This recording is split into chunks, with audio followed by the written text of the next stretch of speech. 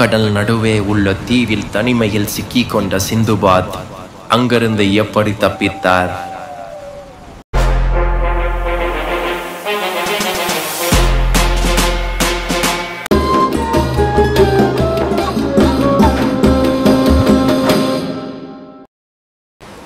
கடல் கன்னியால் காப்பாற்றப்பட்ட நான் 2 நாட்கள் மயக்கத்தில் கிடந்தேன். 2 நாட்களுக்கு பிறகு என் மேல் மலைத்துளி பட்டவுடன் நான் கண் விழித்தேன். என்னை அறியாமல் எனக்குள் பயமும் பதற்றமும் இருந்தது. மிகவும் பசியில் இருந்த நான் உணவை தேடி அந்த தீவில் அலைந்தேன். அப்போது என் கண்களுக்கு தென்னை மரம் தென்பட்டது. மிகவும் சிரமத்துடன் அந்த தென்னை மரத்தில் ஏறி பறித்தேன். நான் பறிக்கப்பட்ட சிரமத்தை விட அதை உருக்கப்பட்ட சிரமம் அதிகம். தேங்காய் சாப்பிட்டு அழுத்து போக சிறு தூண்டிலை தயார் செய்து மீன்களை பிடித்தேன். ஆனால் அந்த மீனை சமைப்பதற்காக நான் நெருப்பை பற்ற வைக்க 3 நாட்கள் ஓடியது. 3 நாட்களுக்கு பிறகு அந்த நெருப்பை நான் பற்ற வைக்கும் போது 2 வெள்ளை குதிரையை வாங்கினால் நான் எவ்வளவு மகிழ்ச்சி அடைவேனோ அவ்வளவு மகிழ்ச்சி நான் அடைந்தேன். அந்த நெருப்பை பயன்படுத்தி நான் பிடித்த மீன்களை சுட்டு சுவையான உணவை உண்டேன். அந்த தீவை விட்டு எப்படியாவது நான் தப்பிக்க வேண்டும் என்று முடிவு செய்து சிறிய படகு ஒன்றை நான் தயாரித்தேன். வெற்றிகரமாக நான் தயாரித்த படகை கொண்டு நான் அந்த தீவை விட்டு தப்பித்து விடலாம் என்று நினைத்து அதில் நான் பயணம் செய்தேன். ஆனால் அங்கேயும் எனக்கு தோல்விதான். அந்த படகு உடைந்து நான் தண்ணீரில் மூழ்கினேன். பிறகு நீந்தி இருந்த இடத்திற்கே நான் வந்து சேர்ந்தேன். 6 மாதங்கள் ஓடியது. என் வாழ்க்கையே இருண்டது. இந்த தீவை விட்டு நாம் தப்பிக்க வழியில்லை என்பதை நான் உணர்ந்தேன். ஒரு நாள் நான் எப்போதும் ஓய்வெடுக்கும் குகையில் அமர்ந்திருந்தேன். எனக்கு முன் ஏதோ எழுத்துக்கள் மின்னியது. என் கையில் இருந்த தீப்பந்தத்தால் அதை பார்த்தேன். அது சீன மொழியில் ஏதோ எழுதப்பட்டிருந்தது. அது என்னவென்று என்னால் படிக்க முடியவில்லை. என் கைகளை கொண்டு அதை நான் தொட்டவுடன் அது ஒரு ரகசிய அறையை திறந்து கொடுத்தது. அதனுள் நுழைந்ததும் என்னை யாரோ பின்தொடர்வது போல் தோன்றியது.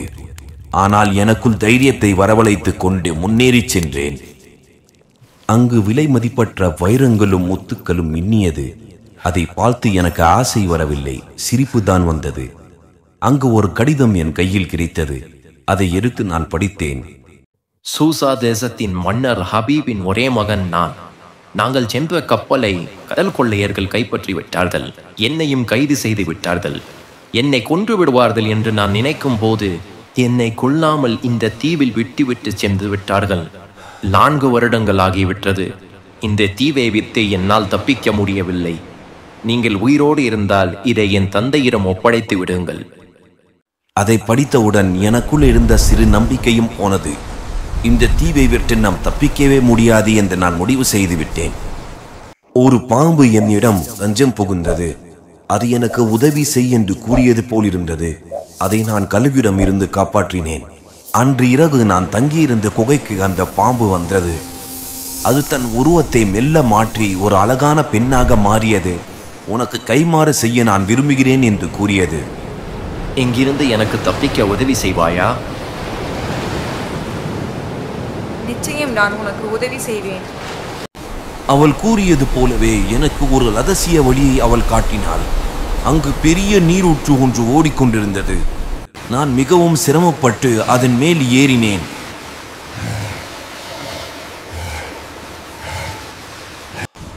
நான் இத்தனை மாதங்கள் பட்ட துன்பத்திற்கு ஒரு தீர்வு கிடைத்தது. நான் ஒரு சமவெளியை அடைந்தேன்.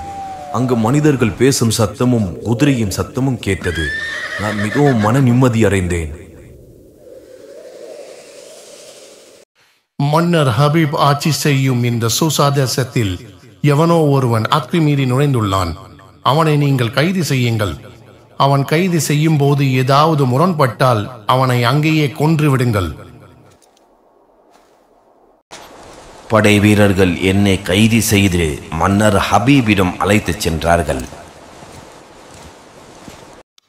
மன்னரே, நான் சிந்துபாத். நாங்கள் பாக்தாத்தில் இருந்து வருகிறேன். நாங்கள் வந்த கப்பலை கடல் கொள்ளையர்கள் கைப்பற்ற நினைத்தார்கள். நாங்கள் சிறு சூழ்ச்சி செய்து அதிலிருந்து தப்பித்தோம். பிறகு நான் ஒரு தீவில் மாட்டினேன். அங்கு ஒரு கடிதத்தை கண்டேன். அந்த கடிதத்தை படித்தபோது உங்களை பற்றி நான் அறிந்தேன். இப்பொழுது மிக சிரமத்திற்கு பிறகு உங்களை வந்து நான் சந்தித்து இங்கே நிற்கிறேன். நீ கூறுவதை எப்படி நான் நம்புவது? அந்த கடிதம் உன்னிடத்தில் இப்போது இருக்கிறதா? கடிதத்தை நான் மன்னரிடம் கொடுத்தவுடன் அதை படித்த அவர் கண்ணீர் விட்டு அழுது விட்டார். பிறகு அவர் என்னை கௌரவிக்கும் விதமாக அவர் மகனின் ஆடையை எனக்கு கொடுத்து என்னை அழகு பார்த்தார். பிறகு நான் பாரசீக துறைமுகத்திற்கு செல்வதற்காக கப்பலை ஏற்பாடு செய்து கொடுத்தார். என் பயண செலவுக்காக அவர் பொற்காசுகளையும் என்னிடம் கொடுத்து என்னை அனுப்பி வைத்தார். நான் பாரசீக துறைமுகத்தை சென்று அடைந்தேன். அங்கே என் பெயர் எழுதப்பட்ட என் சரக்கு பெட்டி இருப்பதை பார்த்தவுடன் நான் மிகவும் மகிழ்ச்சி அடைந்தேன். அதன் அருகில் சென்று அதை மெல்ல தொட்டு பார்த்தேன். யார் நீங்கள்? உங்களை பார்த்தால் இளவரசர் போல் இருக்கிறது. நீங்கள் ஏன் சிந்துபாத்தின் பெட்டியை தொட்டு பார்க்கிறீர்கள்? அவனை உங்களுக்கு தெரியுமா? நான் தான் சிந்துபாத். அது என் சரக்கு பெட்டிதான். சிந்துபாத்தின் தியாகத்தால் அன்று அந்த சரக்கு கப்பல் தப்பியது. ஆனால் சிந்துபாத் இறந்து 1 வருடம் ஆகிவிட்டது. இல்லை, நான் சாகவில்லை. அதிர்ஷ்டவசமாக நான் உயிர் பிழைத்து விட்டேன்.